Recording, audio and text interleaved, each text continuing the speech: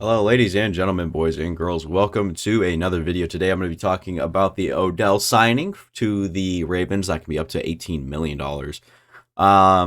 Ridiculous amount of money, and how a draft board could play out, and how multiple situations can kind of go for the Baltimore Ravens headed into this draft. They only have one pick, I believe, in the first 3 rounds.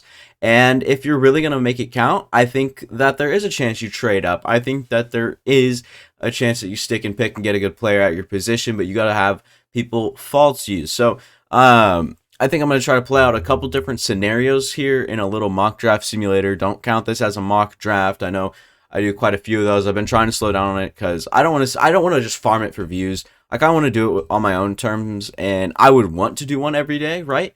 But that's just too much, and I think that it would just get old really, really quick, and so I'm not really going to abuse it, if you will. Let's say Bryce Young goes off the board. 1, CJ Stroud. 2, this pick is apparently very highly valued.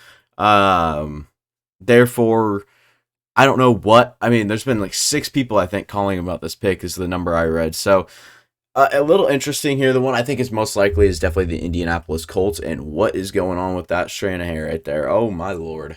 Anywho, say stick and pick. You choose there. You keep going. Say Seattle there, or like, okay, let's have a corner kind of go off the board here. I like that. And then let's go all in. Let's go Will Levis here. Atlanta can get Christian Gonzalez. Tyree Wilson at this point isn't horrible. Peter Skoronski. I'm not going to capitalize on any of these picks right here. Now, Paris Johnson is a steal right there. I didn't even think about it. And then here at 12, perhaps a corner is in play, but instead I'm going to go Lucas Van Ness. And then this has got to be Broderick Jones for me, bro, Derek. And then right here, oh, crap. You know what I should have done? I should have traded up right there. But New England might be getting calls from Baltimore at this point. They pick at number 22. Baltimore Ravens do. So you'd be moving down a fair bit. But I don't think that the Patriots would have an issue with that. Positions in need. Obviously, with Joey Porter on the board, it's really hard to trade down right here. But if you pay the right price, if you are the Ravens, I think that this trade can be done all day long. The Baltimore Ravens and the New England Patriots, you probably should have traded up or tried to with the Jets. I don't know if that'll actually end up happening because they want to stick and pick probably to bolster that offensive line. But say you're moving up these 8 spots, right? You can obviously add your 124 this year and add like your 2 next year. And then for the mock draft sake, we'll just add 135 in. And so you're giving up a second next year and then your 4th this year to move up 8 picks. Could be a little bit more steep and expensive than that, and you trade up for Joey Porter Jr. I think that is very possible. I think at 22, Myles Murphy can fall to you. I think at 22, Deonte Banks can, fall to you. Cam Smith, perhaps a little underrated right now. I think that he's not as sticky as you'd want him to be for, the skill set he has. So I think Cam Smith would be in play at 22. I think you can trade down to get a corner like Ringo or Smith or whoever you like down the board. So little different there. I'm going to go ahead and reboot up this mock draft and do something a little bit more crazy as well. Then we'll see, we'll do a realistic mock draft. Okay, and say the board starts like this. You go CJ Stroud, you have Bryce Young, Will Anderson, Anthony Richardson, Tyree Wilson, Jalen Carter, Will Levis, and then I actually ended up going up with Christian Gonzalez, who is seen as a CB1, as the CB1 in this class by some people. Not too many actually anymore. And what if, they call up the Bears, they want to move all the way up this draft because Devin Witherspoon lasts to 9, he's a premium position. I think at this spot, it's not exactly where he would go, but if he falls all the way to 10, I think there's a chance.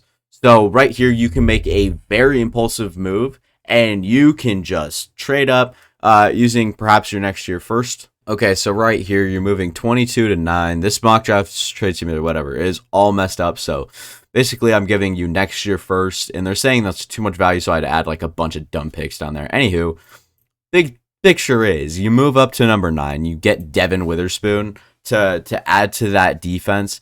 And that's crazy because right now I think corner is their most significant need. They got Marlon Humphrey and then named the next corner. They lost Marcus Peters. They were desperate to get him back. A little interesting there. Yeah, you can trade all the way up. Perhaps you can trade with the Houston Texans. The Philadelphia Eagles might be into that.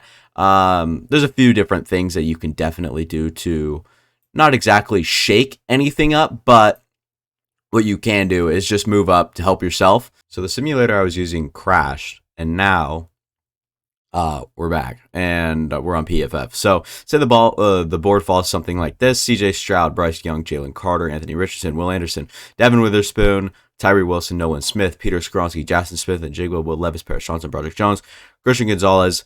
And then you get to this point, you pick all the way down here. Still a lot of players to go through with Joey Porter Jr., Deonte Banks, Lucas Van Ness, Miles Murphy. All these guys still need to go, even if you want Bijan Robinson. So this is a potential trade up spot as well. So say you can trade up here. You want Joey Porter Jr. Say you want Lucas Van Ness. Say you want that. Or it's a stick and pick from the Green Bay Packers going Lucas Van Ness. And then here at 16, corner can easily go off the board here and next pick. So what do you do here if you're the Ravens? Well, you're really hoping that the Commanders don't go with any sort of, lineman or don't go with any sort of corner or edge. So I'm going to have them go lineman for the sake of this draft. All right. Don't get on me for that. And then we'll go, say, Joey Porter Jr. at 17. And then here at 18, this is what I did in my 3-round mock because I actually went Kalijah Kancey. And then at number 19, with the Buccaneers, what do I want to do here? I'll just take Dalton Kincaid for the fun of it. They don't need Deontay. They don't need another boundary corner. I'll put it that way. And then at 20, if you are the Seattle Seahawks right here, you know who I'm McLovin. It's Zay Flowers. If you guys have been watching the channel, you guys know I'm an absolute fan of this scenario right here. And then with the Chargers here, we'll just go Bijan. And then this leaves one of the greatest things of all time here for the Baltimore Ravens. You have the choice between Johnson, Banks, Murphy, perhaps even Branch, in case you want any of that. So you have the chance at Quentin Johnson. You can have, so right now on roster, it's Rashad Bateman and Devin Duvernay. They did just get Odell Beckham Jr., and you can add Quentin Johnston to that equation and just go tall receiver Landia, and then have kind of Devin Duvernay, your slot gadget third guy, along with they have another young guy that I actually really like over there in Baltimore. Can't remember who it is. I know who I'm thinking. I'm thinking of Jalen Naylor, who I like at Minnesota. They did sign Nelson Aguilar, though, so there's that. So, yeah, Quentin Johnston is in play here, obviously. OBJ, Rashad Bateman, and Devin Duvernay is very solid, but if you could get Quentin Johnston there, that'd be very fun, for sure.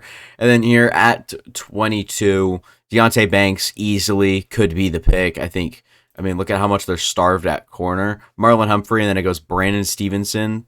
Jalen Armour Davis, the former Bronco, if I'm not mistaken, Demarion Williams. So it's not a good CB room at all, but I don't think that you can take Miles Murphy for granted here. Guy is a great player, all around just incredible athlete, 6'5", 258, and reportedly ran in the 4.52 range. That is absolutely absurd, but you could go Deonte Banks. You go a number of different scenarios there, but I'm just saying it all kind of depends on how the board falls, what you're willing to do, how you're willing to do it, if you're willing to trade up, how far, all that good stuff. And I think that puts this a little twist on this mock draft with this OBJ signing. Maybe Baltimore Ravens are a move-up candidate now, and so next mock draft should be interesting. I should have one done by the end of the week. I really enjoy doing these.